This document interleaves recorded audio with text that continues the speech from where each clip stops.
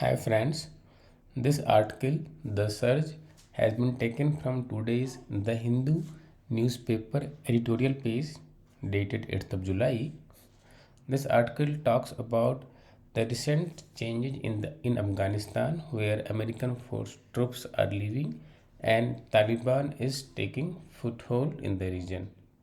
Listening to the article will give you chance to form your own opinion and understand a writer's viewpoint firsthand. So let's begin. The surge. The Taliban should not be allowed to take control of Afghanistan through bloodshed. The rapid territorial gains made by the Taliban over the last 2 months should worry both the Afghan government and the regional powers who are invested in the country's long term stability. The Taliban started their latest offensive on May 1, the day the remaining US troops started withdrawing as part of President Joe Biden's plan. With 90% of US withdrawal complete, the Taliban have taken control of 195 of Afghan's 407 districts and are contesting 129 others. Most of their recent victories are in the northern provinces of Badakhshan and Takhar, which had resisted Taliban rule in the 1990s. In several northern districts, Afghan troops have either surrendered or retreated. If the North, home of Afghanistan's elite power brokers and leaders, is lost, the risk of a total collapse of the government in Kabul would increase. The government still controls most of the provincial capitals and cities but are practically surrounded by the Taliban. Given the pace of the Taliban's advancement in the countryside, it is possible they could launch an offensive to take the population centers once the foreign troops are out. The Taliban's strategy is still not clear.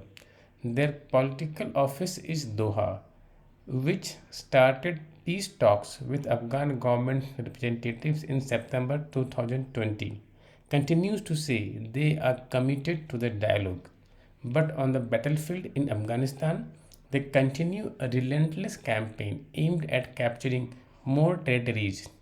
Part of the problem was the total abdication of leadership and responsibility by the United States, which invaded Afghanistan 20 years ago.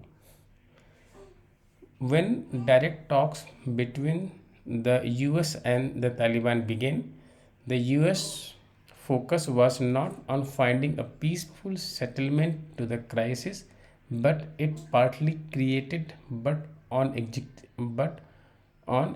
exiting the war.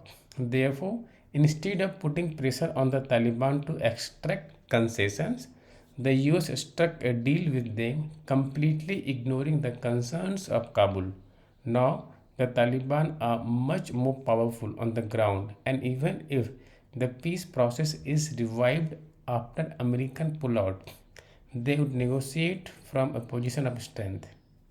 But that should not stop Kabul and regional powers China, Russia, Iran, Pakistan, and India from seeking a political settlement.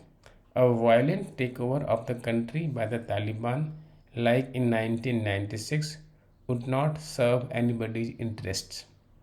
The Taliban would also not find international legitimacy if they capture Kabul through bloodshed. Afghans' past experiences suggest that one party regimes, the communist regime, Mujahideen or the Taliban, failed to stabilize the country or sustain themselves in the long term. Now that the invading troops are